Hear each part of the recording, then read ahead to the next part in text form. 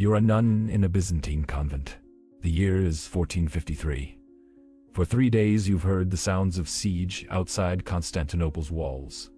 The bombardment, the screams, and now silence. That's when you hear the doors being broken down. What happened next wasn't written in the history books you studied in school. For centuries, this story existed only in fragments, chapel graffiti, obscure chronicles, survivor accounts buried in monastery archives. Then in 2011, during restoration work on an abandoned chapel in what is now Greece, archaeologists broke through a false wall. Behind it, they found something that made the historical fragments suddenly make terrible sense. But first, you need to understand what the Ottoman conquest of Constantinople meant. Not just politically, psychologically, spiritually. Because what happened to the nuns wasn't random violence. It was a machine designed to break more than bodies. Picture this. May 29th, 1453. Constantinople, the greatest Christian city in the world, capital of the Byzantine Empire for over 1,000 years, falls to Sultan Mehmed II. The city doesn't just surrender, it's taken by storm. Ottoman soldiers pour through breached walls after a 53-day siege. They've been promised the traditional 3 days of plunder. Everything in the city belongs to the conquerors for 72 hours. Property, treasure, people. The Byzantine historian Dukas, who witnessed the fall, records what happened with unusual specificity. He describes Ottoman soldiers spreading through the city like wolves among sheep. He describes them breaking into churches, monasteries, convents. Here's what makes this especially disturbing. The Ottoman military machine had specific protocols for conquest. This wasn't chaos. It was systematic. Organized. There were categories of captives. Rules about distribution. Records kept as prey. Women and girls were particularly valuable as captives. They could be sold in slave markets across the Ottoman Empire. But nuns, women who had taken sacred vows, occupied a special category. They couldn't be easily sold as domestic slaves because of their religious status. They weren't suitable for harems because of their vows of chastity. So what happened to them reveals something darker than simple slave-taking. It reveals calculated religious and sexual humiliation designed to break both the individual women and the symbolic power they represented.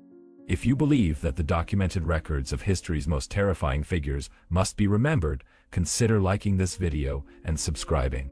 Your support unearths more accounts from the darkest corners of the human story. The contemporary sources are careful but clear. Dukas writes that nuns were violated in ways that defiled description inside the very churches where they had served. Leonikos Strokokondyles, another Byzantine historian, describes how nuns were subjected to the lusts of the conquerors on church altars. Think about the symbolism. These women had dedicated their lives to sacred virginity. They lived in spaces consecrated to the Christian God. And Ottoman soldiers deliberately chose those exact spaces for sexual violence. This wasn't about satisfying sexual desire. There were thousands of other captive women available. This was about desecration, about breaking something sacred as publicly and thoroughly as possible. The Russian chronicler Nestor Iskander, who was present at the fall, provides specific details.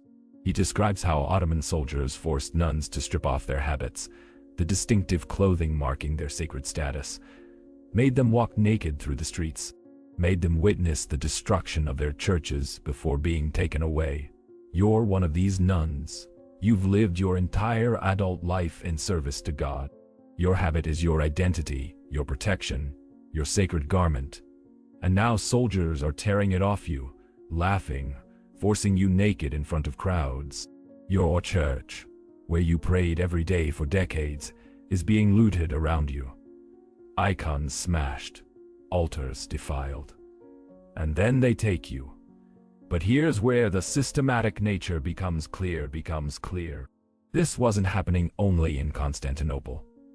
It was happening across the entire Byzantine world as Ottoman forces spread in the following months and years. The pattern was consistent, too consistent to be random. Convents were specific targets. Nuns were treated differently from other female captives. The violation happened in sacred spaces deliberately. Let me tell you about one specific convent where we have detailed documentation. The convent of St. Catherine in the mountains of Thessaly, northern Greece. The year is 1470, 17 years after Constantinople fell. The Ottoman conquest has reached this region. The convent houses 23 nuns, ranging from women in their 20s to the abbess, Mother Eleni, who is 67 years old. We know about this convent because of what archaeologists found in 2011. Behind that false wall in the chapel, graffiti, scratched into the plaster by the nuns themselves during their final days. The archaeological report describes finding 18 names, 18 different hands, scratched prayers in Greek, dates, and brief descriptions of what was happening. They came on the Feast of the Ascension. May God protect us. That's the earliest entry. Dated 1470. Scratched in careful script. Here's what happened, reconstructed from the graffiti, from Ottoman military records found in Turkish archives, and from testimony given by a single survivor years later to a Venetian merchant who recorded it. The Ottoman forces arrived at the convent on May 14, 1470. A unit of Sipahi cavalry, about 40 soldiers, under the command of an officer whose name appears in Ottoman campaign records as Hasan Bey. The nuns barricaded themselves inside. They had some warning. Refugees from nearby villages had told them the Ottomans were coming. But where could they go? They were women in an isolated mountain convent. Some were elderly. Some had lived there for 40 years, knew nothing of the outside world. So they barricaded the doors, prayed, waited. The graffiti records. Second day, they are breaking the doors. Mother Eleni has led us in continuous prayer. God's will be done. On the third day, the doors gave way. According to the survivor testimony recorded by the Venetian merchant, the Ottoman soldiers came in systematically, not in a rush. Organized, they separated the nuns by age. The older women, those over 50, were taken to one part of the convent, the younger ones to another. Here's where the machine's purpose becomes clear. The Ottoman officer gave specific instructions. The survivor, a nun named Anna who was 28 years old, remembered his exact words because they were so calculated. The younger nuns were to be prepared for transport to slave markets in Thessaloniki. But first, they needed to be broken of their Christian pride. Those were the words the translator used. The survivor remembered because she couldn't believe what she was hearing. Think about what that means. This isn't about desire. This is about systematically destroying religious identity before selling them. The graffiti from this period becomes desperate. They have taken the younger sisters. We hear their cries, "Holy Virgin, protect them." What happened next is documented in the survivor testimony with disturbing specificity. Anna described being taken with 9 other younger nuns to the chapel itself, the same chapel where they had prayed every day, where they had taken their vows. The Ottoman soldiers violated them there, on the chapel floor, in front of the icons, not randomly, not in private, as a group spectacle designed to maximize humiliation and religious desecration. Anna remembered that the officer watched, didn't participate, just watched, made sure his soldiers understood this was policy, not chaos. You're Anna, you're 28 years old. You took vows of chastity when you were 16. You've lived 12 years in service to God. And now you're being violated on the floor of your own chapel while the man in command watches to ensure it's done thoroughly. The older nuns heard everything. That was part of the design. They were kept alive, kept nearby, forced to listen. The graffiti records. We hear our sisters. We cannot help. God forgive us our weakness. The process took 3 days. The survivor testimony is specific about this. 3 days of systematic violation in the chapel. 3 days during which the younger nuns were raped repeatedly while the older nuns were forced to witness or hear. Then, on the 4th day, they were moved. The younger nuns were prepared for transport. The graffiti records what happened to the older nuns. They have taken our habits. They make us watch as they burn the icons. Mother Eleni tried to stop them. They beat her. Here's what the Ottoman military records show. This unit under Hassan Bey was tasked with subduing the mountain regions and acquiring captives for slave markets. The records note 23 female captives from a Christian religious house, with a notation that 10 were suitable for market sale. What happened to the other 13? The ones too old for slave markets.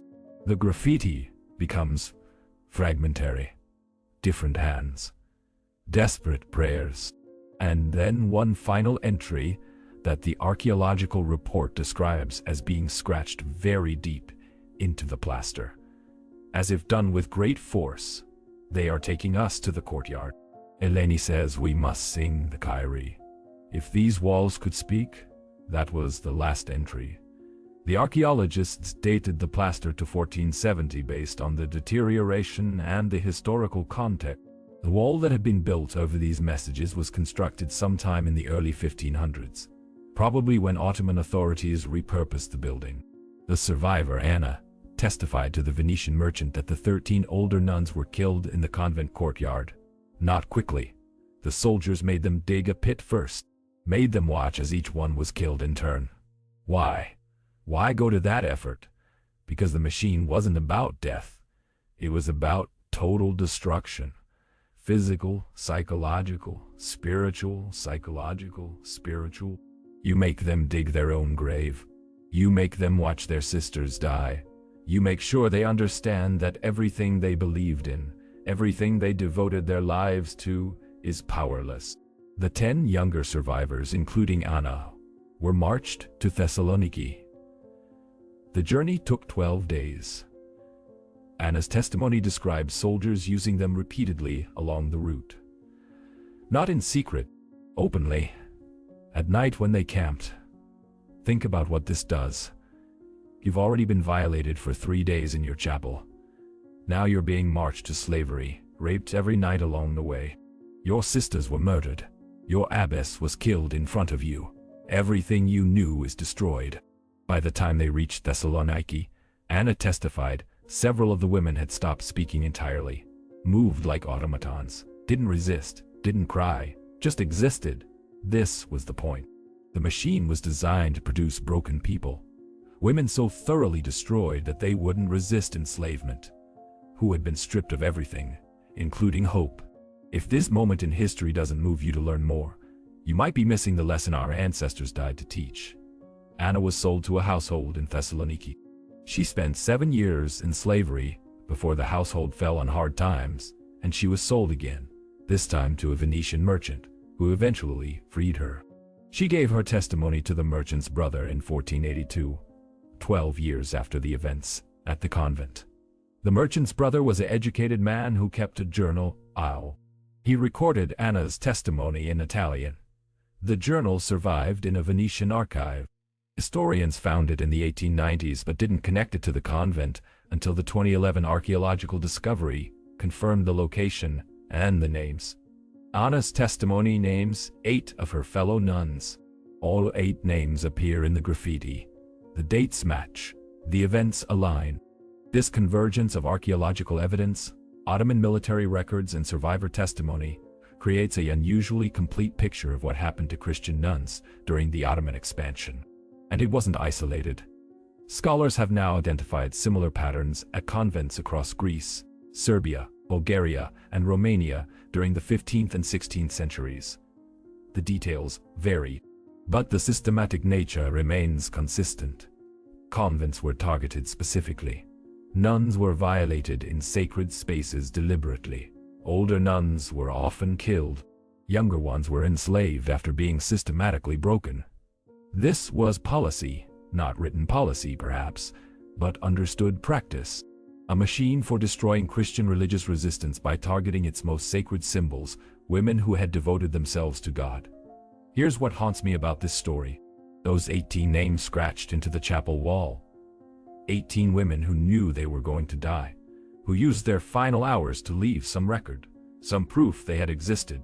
Eleni, abbess, age 67. Theodora, age 54. Maria, age 49.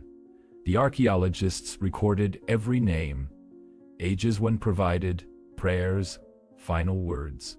They wanted to be remembered. They wanted someone, someday, to know what happened.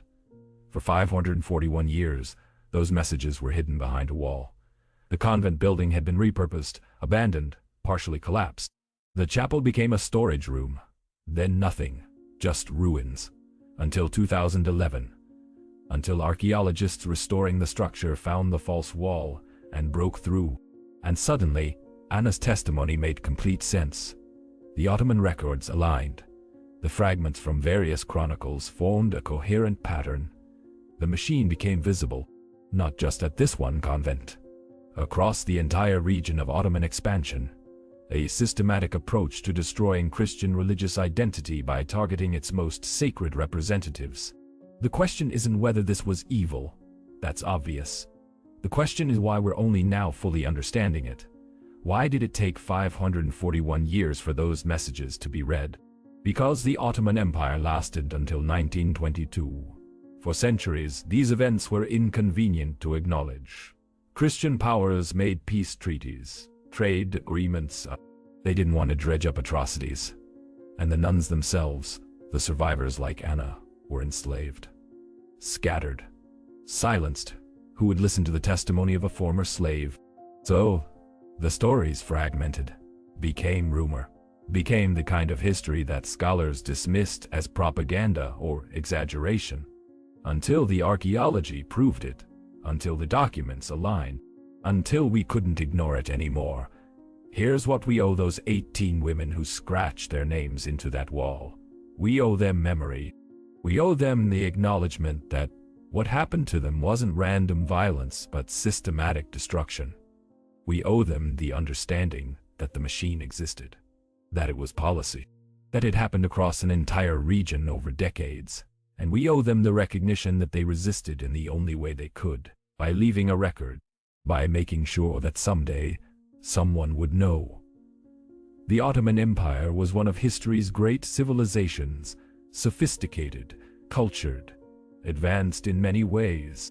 But it was also an imperial conquest machine. And when that machine encountered religious opposition, it responded with calculated cruelty designed to break resistance at its source. The nuns of St. Catherine's convent weren't soldiers. They weren't political leaders. They were women who had dedicated their lives to prayer and service. And they were destroyed for what they symbolized, not for what they had done. That's what makes the machine so disturbing. It didn't target the guilty. It targeted the sacred. It weaponized violation. It turned religious humiliation into military policy. Anna, the survivor, lived until at least 1482 when she gave her testimony. We don't know what happened to her after that. We don't know if she found any peace, if she ever stopped hearing her sister's screams in that chapel. But we know she spoke. She testified. She made sure the story survived even when the physical evidence was hidden behind walls. The 18 women who died scratched their names deep enough into the plaster that 541 years later, archaeologists could still read them. That's resistance. That's refusing to be erased. That's making sure that even if the machine destroys your body, it can't destroy your memory. If this exposed something you've never heard before, hit that subscribe button and turn on notifications, because we're going to keep uncovering the history they tried to erase. Drop a comment with your thoughts on how we preserve the memory of forgotten victims, and I'll see you in the next investigation.